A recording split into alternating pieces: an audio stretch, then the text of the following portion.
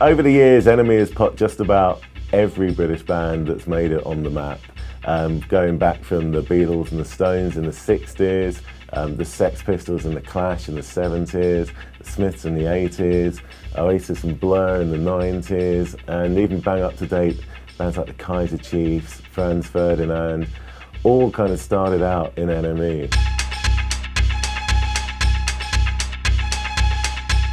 Most people kind of think of the NME's heyday, certainly the late 70s with punk, really put NME on the map, I think, because this was a whole cultural revolution in the UK, and we were that revolution's kind of weekly journal.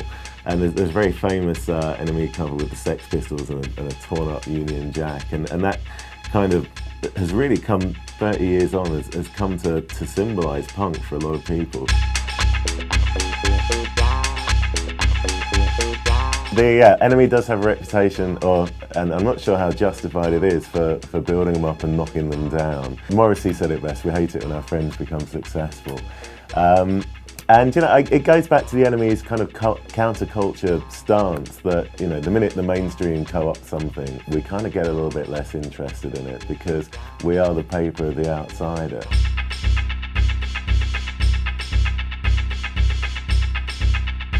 The NME has enjoyed quite ambivalent relations with some of the artists that it covers. At the end of the day, we have to do a job, and sometimes, you know, we rub artists up the wrong way. Certainly what a lot of people will know the NME from the Sex Pistols lyric in Anarchy in the UK, where Johnny Lydon sings, "I use the NME." Many ways to get what you want. I use the best, I use the rest. I use the NME. I use anarchy. You know, to be quoted in the Sex Pistols lyric, how cool is that?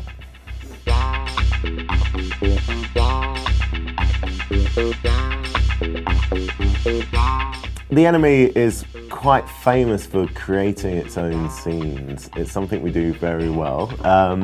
It's something we're also criticised for, because sometimes our scenes are stronger than others. We have a lot of fun with it in the office. I think certainly it's something the NME is known for, and you know, I think it's one of those things where even if you disagree, it kind of raises a wry smile. It's like, the NME's at it again, creating scenes, you know.